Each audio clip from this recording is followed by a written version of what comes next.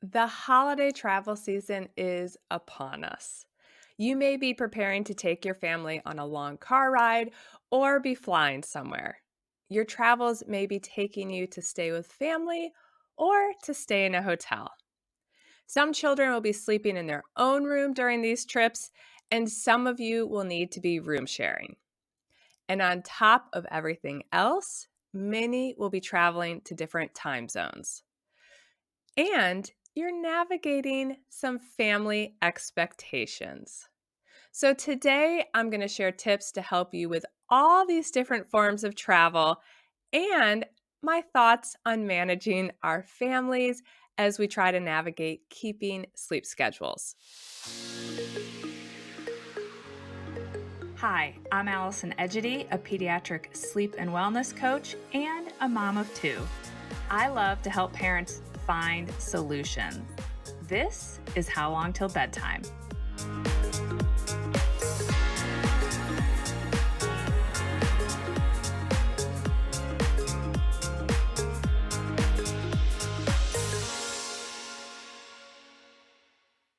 Welcome back. It's the holiday season, which is either the most joyous or stressful time of the year.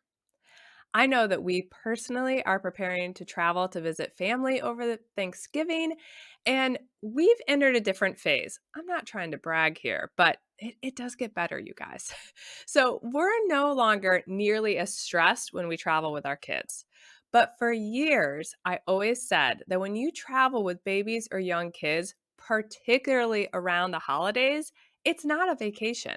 It's really more of a quote trip because there is so much to juggle and so many ways for it to go south. And I know from personal experience that one of the fastest ways to have a trip suddenly feel like a nightmare is to end up with an overtired baby or an overtired child or children. I've shared this story before, but my lowest point of parenting happened when I was at my parents' house for Christmas when Addison was nearly 2 years old and Ainsley was about 5 months. I was trying to make everyone happy and I broke. I visibly broke, and it still pains me to think about that whole Christmas trip. But good things came from me hitting that rock bottom. I really learned to take charge of my family's sleep when we traveled, and I learned to manage the expectation of our family members without worrying about what they thought. And that's a big one. So, today I want to help you plan for a smooth trip that doesn't end with everyone being exhausted and broken. I'm just going to dive right in with the most valuable tip I have for you, and then we'll get into the logistics. The most important thing you can do, and I really, really mean this, it might be the hardest, but the most important thing you can do is maintain your child's sleep schedule. I know this isn't easy, particularly when you're managing family members and visiting with as many people as possible and long histories of how we do things. But man, it sure does increase the fun factor when you're able to keep your children well rested. I know that maintaining sleep schedules can feel challenging right out of the gate because you have a travel day to navigate. So let's start there. If you're traveling by car, the best thing you can do is work to ensure that your child naps during their typical nap windows. It can be tempting to just let them sleep whenever they want to, particularly if they're a good car sleeper, because you want some quiet time during that drive. In fact, you want as much quiet time as possible. But the potential problem with letting your child just sleep whenever they want to in the car is that you arrive at your destination and your child is already off their schedule. If you have a child who's prone to falling asleep in the car, I find the easiest way to keep those naps on schedule is to have a parent sit in the back and engage with the baby or the child until you're about within 15 minutes of their nap start time. I realize this is assuming that you have two parents in the car, which makes it easier. The other opportunity you have is to try to have an older child, keep a younger child entertained, or really just be chit chatty and keep them up until they're in that nap window. Once you're close to that nap window, within about 15 minutes, you can climb up front, turn off the music, turn down whatever else you may have been listening to, turn off any screens, turn on some white noise. I'm going to link to my favorite travel white noise machine in the show notes, and then sit quietly until your child falls asleep. Once they fall asleep, you can go back to chatting with your partner or listening to some music or a podcast, and it probably won't disrupt your child's sleep. But to help them go to sleep, I find it's helpful to kind of shut everything down. If your child really likes sleeping in the car, you may find that you actually need to wake them from their nap to protect their next nap start window or to protect bedtime. It's fine to let them sleep a little bit longer than usual because car sleep, that movement sleep, isn't as restorative as flat, motionless sleep in the crib or in your bed. But we don't want them to sleep too much outside of their typical nap window because once again, it could throw off the next nap, it could throw off bedtime, etc. Then once they're up, if you're still on that long car ride, you may need to entertain them again if you start to think they may snooze. And while my husband and I are not people who can safely drive through the night, I have lots of clients who take this approach. And if you are the type of people who are going to drive during the night, then I recommend handling sleep in a similar way. Have your little one in their pajamas, keep them up until you're within about 15 minutes of their typical bedtime, and then let them fall asleep. And when you reach your destination, if it's still the middle of the night, just transfer them right into their bed.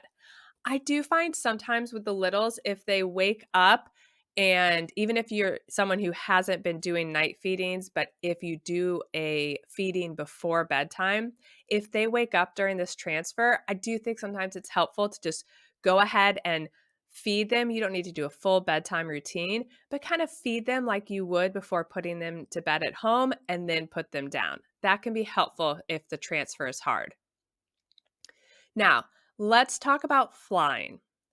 Obviously, it's going to be trickier to maintain your children's sleep schedule when you fly.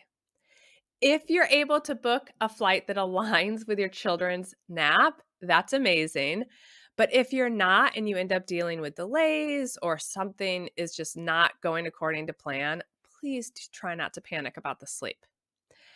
I have a preference for flying earlier in the day so that if all else fails, I can hopefully protect bedtime.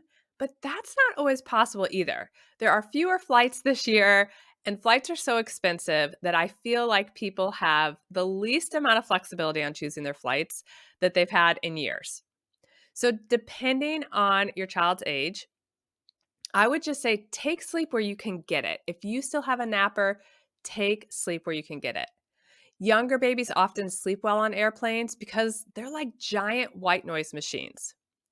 But then, as babies become more mobile, as we get closer to 12 months, some kids will really struggle to sleep on the plane, even if it is their nap time.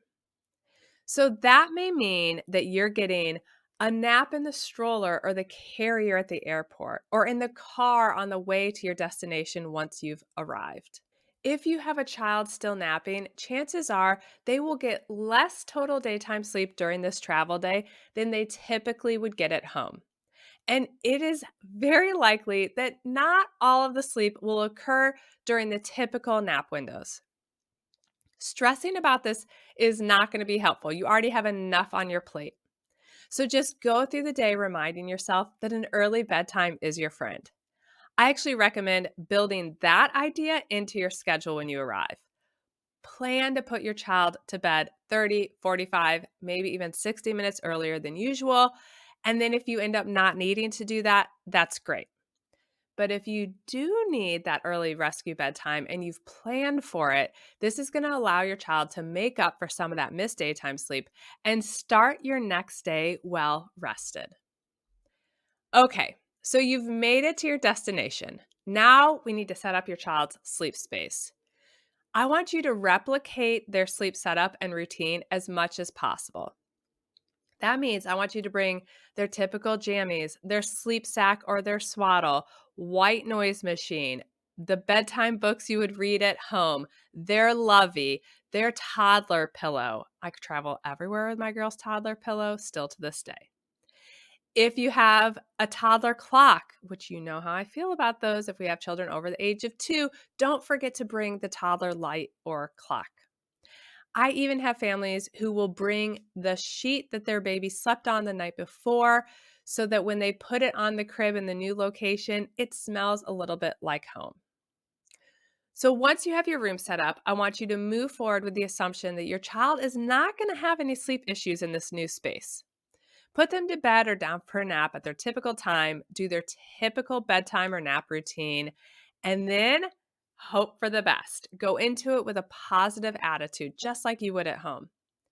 If they are thrown off by the new environment, it is totally fine to provide a little extra support while they adjust.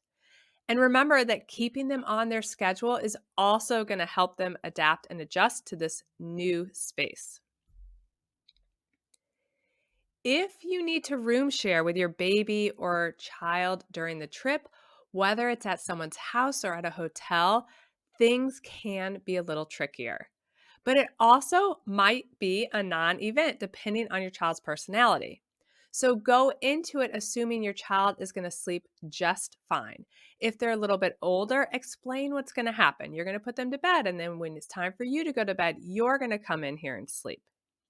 If you have a baby or a toddler or even a preschooler who's still able to fit in a travel crib, I highly recommend the Slumber Pod, which goes over your travel crib and makes it blackout and like their own little space.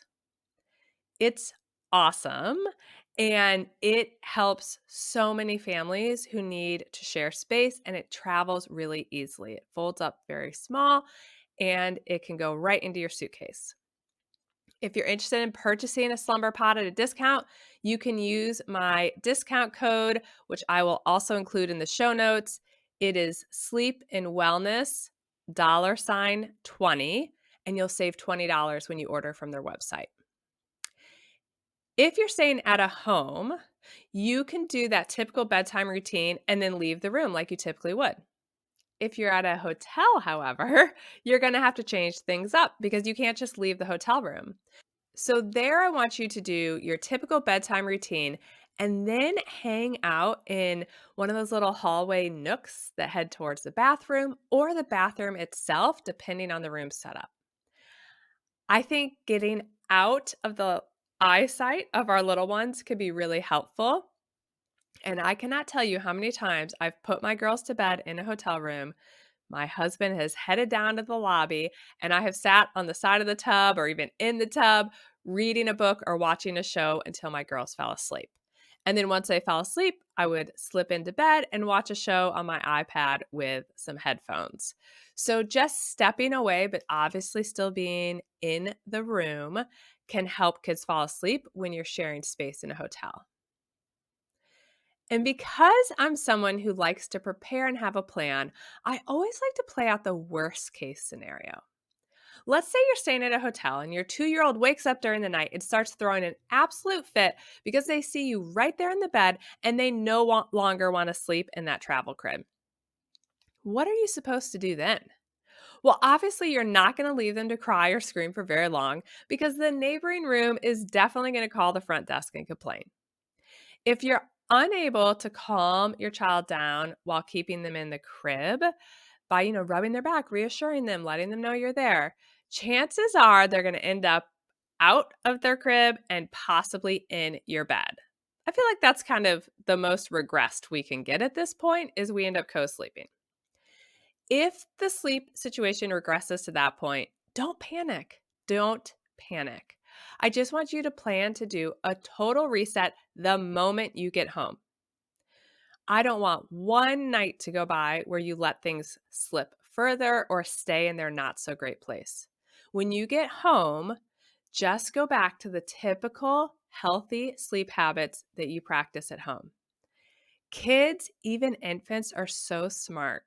If you always get things right back on track as soon as you get home, even if it means a little kind of reset or your child's frustrated briefly, if you quickly do that each time, it is not going to take more than a few trips for your child to realize that things might be a little just different when you travel, but when you're at home, here's how we handle sleep.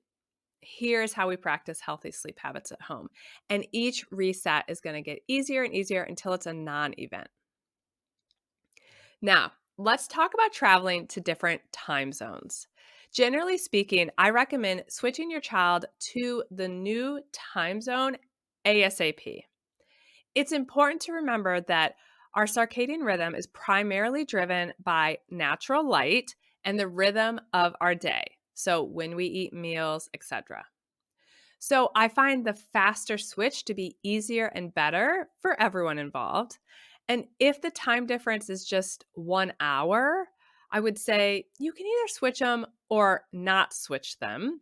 But the bigger the time difference, the faster and more important it is, I think it is to switch. So back in the day, when we used to travel a lot between Northern Indiana and Chicago, there was a 1 hour time difference.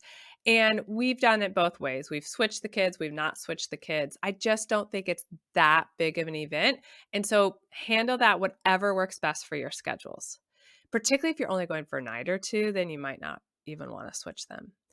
But when you go on a longer visit or a bigger shift in time, it's always best to switch pretty quickly. And if your kiddo is overtired or wakes too early one morning or too early from a nap, just use that extra bedtime and then maintain their schedule the next day. So let's give a little bit of an example here.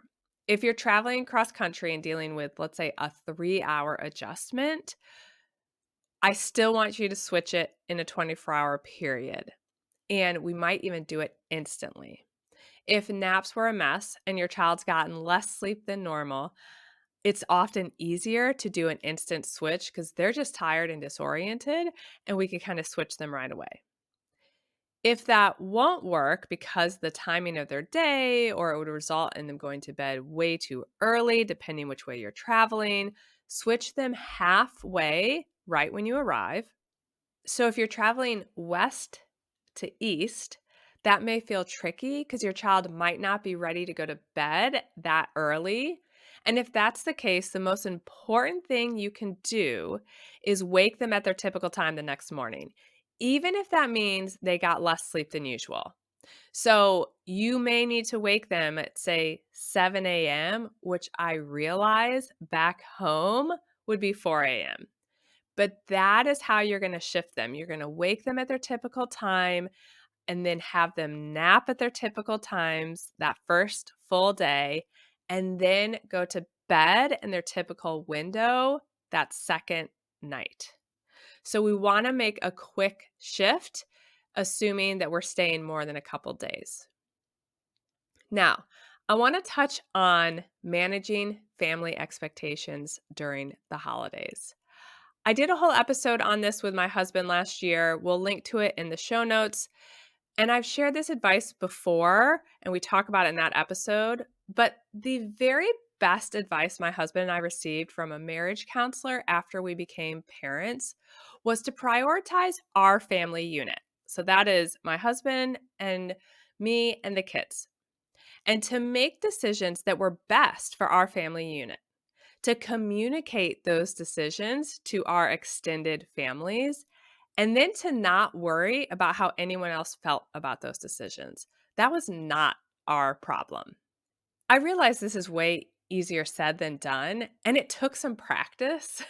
So I won't say it feels easy out of the gate, but it was a complete game changer for us. And over time, our families accepted our style. And we did not do it in a way that put them out. I mean, they may have felt put out, but we did not demand that they change their schedules. We just dictated what our schedules were. So let me share an example. Throughout my entire childhood, we spent Christmas Eve with my dad's best friend's family. So, very, very close family friends. It was a wonderful tradition, one that I now miss. We haven't been going back there as of late because we all have kids and it's very hectic. But our Houses were 30 minutes apart, and these evenings with them often ended late because they were so fun. We had dinner, we did presents, we did games, and so they often ended late. So that first year, we decided to take control of our family unit after we had that disastrous Christmas that I mentioned earlier. I shared with my family that we would just be coming briefly to the gathering at our family friends' house, and then I would be driving home separately to put our kids to bed. I knew this is what we needed to do to have a happy house on Christmas Day. At this point, I had two toddlers, and I just didn't want to have a repeat of the year before.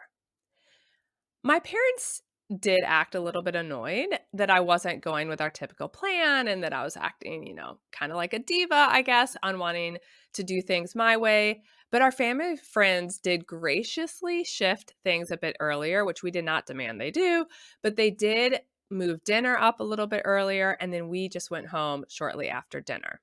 And everyone survived. Even though there was some annoyed feelings, everyone survived. Most importantly, my little unit was happy on Christmas Day. The following year, my parents hosted that Christmas Eve at their house, and I just put our kids to bed before dinner. And then Mike and I got to enjoy the games and festivities after dinner. Mike's family wasn't quite as accommodating to our sleep schedules. So there were many trips, not so much holidays. Well, there was. I did miss a Christmas party, but there were many trips when the kids were little where I just skipped a lot of things. I just didn't go. So I would have Mike go join his family out at a dinner that didn't start till 7 or 7:30 or at a party, and then I stayed home with the girls. In fact, that last Christmas that we went back to Chicago, our flights were delayed. It was a debacle of a day. Our flights were delayed. It was -10 degrees when we landed there. It was already past the kids' bedtime. There was a big family reunion happening that we had planned to take the girls to briefly, and we just scrapped it. So we got our rental car. I dropped Mike off at this restaurant where the party was happening on the way to his dad's house. Then I just went back to the house, got the kids to bed, and I totally missed out on seeing a lot of the family members. They missed out on seeing the kids, but it was the start of our trip to the Midwest, and we both knew it just wasn't going to work. So there were times where he just did the things with his family, and I skipped out on them with the girls just to keep all the trains on the track for the rest of our trip. So that's how we kind of chose to handle things. And I am sure that some people in his family, and probably mine as well, thought I was nuts. But I kept my sanity, and my girls enjoyed their days with the family. So it's okay if your family or your in laws don't understand why you want to prioritize your child's sleep schedule. It's also okay for you to hold your boundaries and to insist on maintaining those schedules, even if it means you miss out on some of the things. You're going to feel like a real adult when you do this. Trust me, it's kind of a game changer. And eventually, you holding that boundary and schedule will become the new normal for everyone. So, there you have it. Those are my recommendations for handling sleep while you travel and my thoughts on managing family expectations around sleep this holiday season. Thanks for listening today. I hope these tips are helpful and they help you feel more confident as you head into the holiday travel season.